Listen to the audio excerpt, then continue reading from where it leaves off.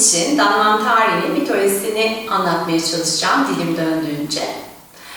Vedik öğretilere göre devalar ve asuralar, yani tanrılar ve iblisler Samskara okyanusunu karıştırmaya karar verirler. Yani bulanık bir okyanus.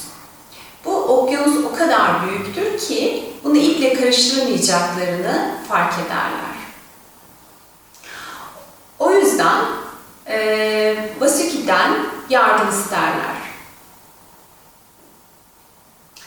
Okyanusu karıştırmak için Vasuki gönüllü olur ve kuyruğunu sabit bir yere bağlar. Bu da tabii ki Meru Dağı ve karıştırmaya başlar.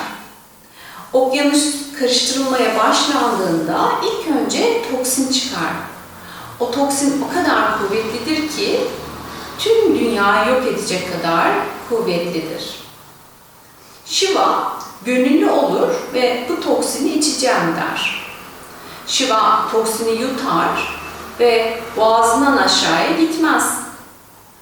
Onun için Shiva'nın kafası mavi, aşağısı beyazdır. Zehir başında kaldığı için başı maviye döner. Karıştırdıkça dışarı güzel şey çıkmaya başlar. İnekler, kokonat ağacı, yardım edecek insanlar, beyaz fil, beyaz inek, ay, Tanrıça Lakshmi. Binlerce yıl karıştırırlar ve en sonunda Danvantari ortaya çıkar. Danvantari, tıbbın Hindu tanrısıdır ve süt denizinde yükselmektedir. Bir elinde simyacın havanı ve havan tokmağı, diğerinde klasik Ayurveda tıbbi metinleri ve üçüncüsünde de ölümsüzlük içkisi Amrita'nın bulunduğu bir kap tutmaktadır. Dördüncü eli ile insan soyunu kutsamaktadır. Boynunda insan yaşamına şifa vermek ve korumak için kullanılan otlar ve baharatlar taşımaktadır. İçinden geldiği deniz yaşamın kaynağıdır. Damarlarda dolaşan kanı sembolize eder. Efsaneye göre Danvantari, tanrıların ve şeytanların Amrita'yı elde etmek için birleştikleri denizden var olmuştur. Önce şeytanlar bu içeceği ele geçirmişti.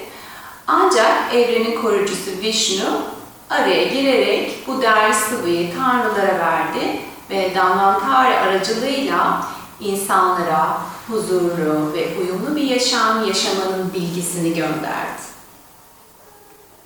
Deva ve asuraların oluşu zihindeki iyi ve kötü düşünceleri temsil eder. Yılan farkındalıktır. Farkındalığı sabit bir yere köklersin ve o içerideki denge hali daha değişmez, sarsılmaz farkındalığı temsil eder. Yılan o farkındalığı hakikate dayandırarak arınmayı temsil eder. Manevi öğretilere başladığımızda önce korku, karanlık hal ortaya çıkar ve birçok negatiflikle yüzleşirsin. O seni huzursuz eder. Eğer bu alanı aşıp yola devam edersen artık öğretinin şifası ile tanışırsın. Öncelikle o toksinleri atmaya başlarsın. O toksinleri yutup sindirirsen o zaman yoluna devam edemezsin. Shiva'nın yaptığı gibi. O toksinlerin seni zehirlemesine izin vermiyor ve onu kendisi tutuyor. Kıvamında, yani seni yüzleştirmek için araç olarak görevini yapıyor.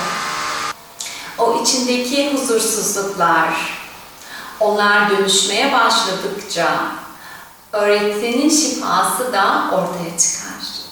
Ve sen yoluna devam ettikçe o şifa özün özüyle buluşmaya katkı sağlar. Şifa olsun.